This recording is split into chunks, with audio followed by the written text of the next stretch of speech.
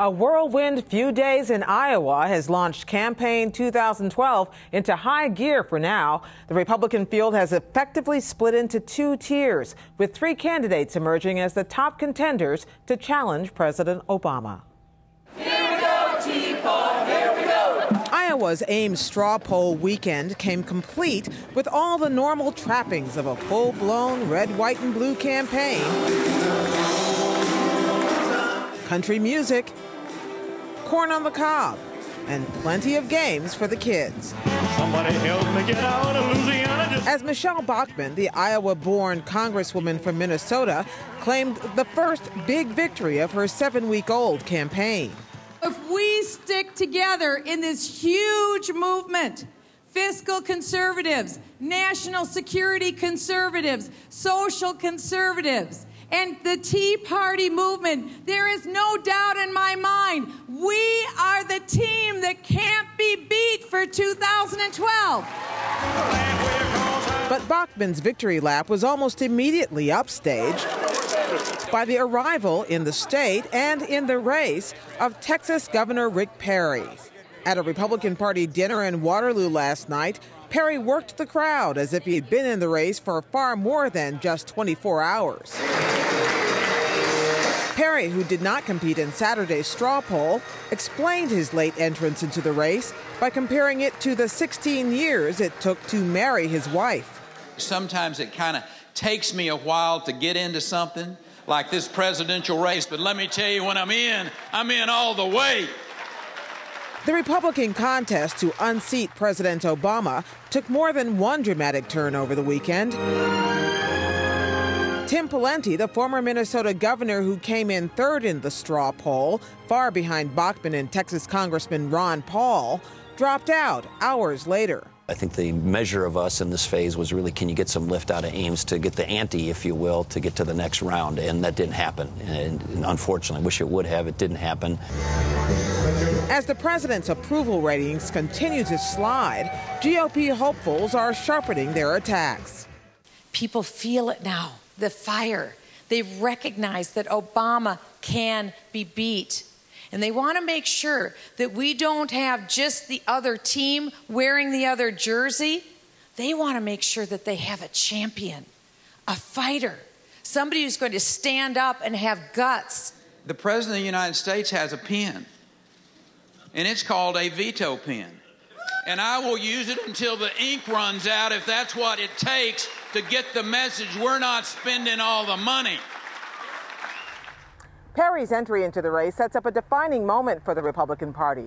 Will they be able to defeat a weakened president by tapping into Tea Party energy?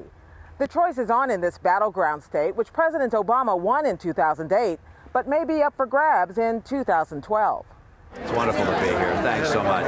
Early frontrunner Mitt Romney skipped the straw poll this year, even though he won it 4 years ago. You'll see me plenty in Iowa, and I'll be participating in the Iowa caucus process, hoping to win the delegates that I'd like to have to win the nomination. And I'll be, if I'm the nominee, of course, aggressively campaigning. Iowa will be a swing state. Mike Huckabee came in second in that 2007 straw poll and won the 2008 caucuses, but this time around he appeared as entertainer, not candidate. The former Arkansas governor said the ground is shifting for Republicans this year. I do think that there is an opportunity for unifying the conservative movement and tying all those issues together. And the candidate who can do that, that can show how these are integrated issues, not isolated, is probably going to be the best candidate to go against Obama.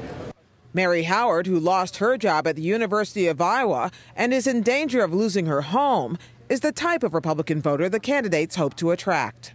So for you, the economy trumps social issues? Right now, sure, because, yeah.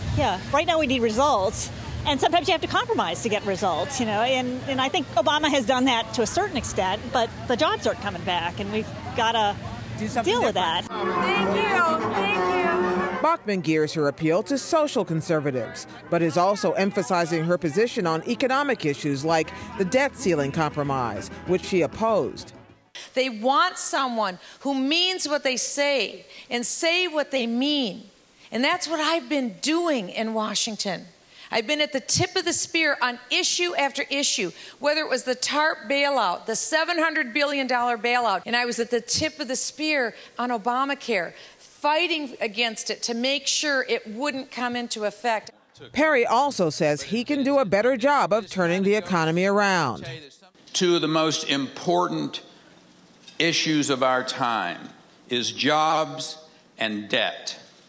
In the state of Texas in 2009 until currently, 40% of all the jobs created in America were created in the state of Texas.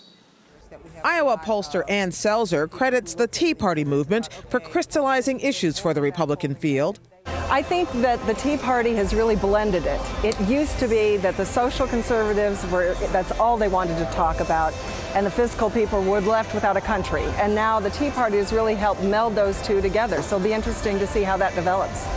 Ann Rosenthal, an Iowa Republican who describes herself as a social conservative, listened to both Bachmann and Perry last night. We're never going to find a perfect candidate. You know, there's always going to be something about a person that people don't like. And the important thing is for Republicans to get behind somebody that carries the biggest message on the economy. Straw poll voters, among the most enthusiastic and engaged activists at this early stage, said that's what they're looking for, too. Tell me who you voted for. Michelle Bachmann. Tell me why. I don't really know that she'll be the candidate, but I voted for her because I want her ideas to be very strong. And so whoever does get the nomination will know that there's a big group of Republicans who would like to see her ideas brought forth. Thanks, you guys. Great to be with you. Those ideas, Republicans hope, will provide the key to defeating an incumbent president for the first time in 2 decades. President Obama responded today by hitting the road for a series of campaign-style events. In the process, he also hit back at his challengers. The president embarked on his 3-day bus tour with Republican attacks still echoing from Iowa. His departure came after a Gallup tracking poll on Sunday had his approval at 39%, his lowest ever. The rolling 3-day average was back up to 41% by today. Mr. Obama sought to bolster his support at the first in a series of town halls, starting in the small city of Cannon Falls in southeastern Minnesota. Without naming any names, he attacked the Republican presidential field for blanket opposition to any new taxes. I know it's not election season yet, but I just have to mention, the debate the other party candidates were having the other day, when they were asked to reduce our deficit, reduce our debt, would you be willing to take a deal where it was $5 of spending cuts for every $1 of increased revenues? Who would take it? Everybody said no. They said, how about 10-1? $10 of cuts for every $1 increase in revenue.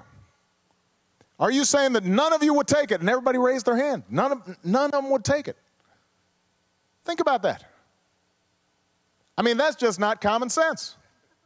The president also tried to turn around the attacks on his landmark health care legislation, dubbed Obamacare by Republicans. I have no problem with folks saying Obama cares. I do care. If the other side wants to be the folks who don't care, that's fine with me. At the same time, he acknowledged public frustration over the economy and jobs, but he urged voters to press Congress for action. We can put people to work back again. Small businesses can start growing again. But I'm going to need your help to make it happen. You've got to send a message to Washington that it's time for the games to stop. It's time to put country first.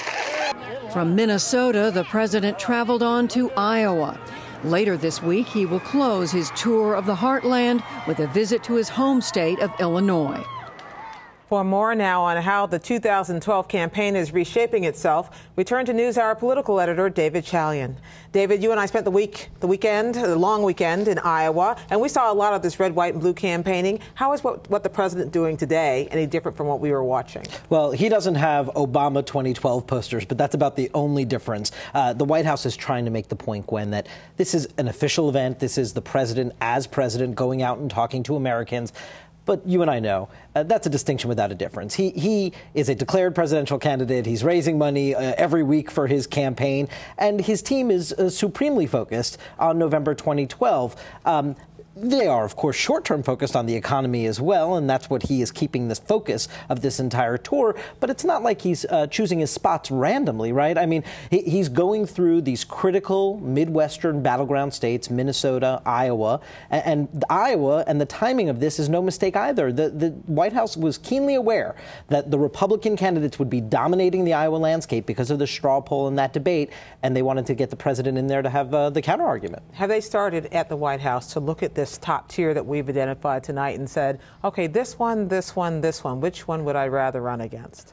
Well, I think they would relish the chance to run against Michelle Bachmann because they don't think her appeal is wide enough or deep enough to be a real threat to them in November 2012, especially her appeal with independent candidates, but with independent voters. But, they are just starting to look at Rick Perry. They had not done sort of a deep dive on him and getting into his past. You can tell that their talking points on him right now are just a little shallow. So that they are learning about Rick Perry as we all are learning about Rick Perry.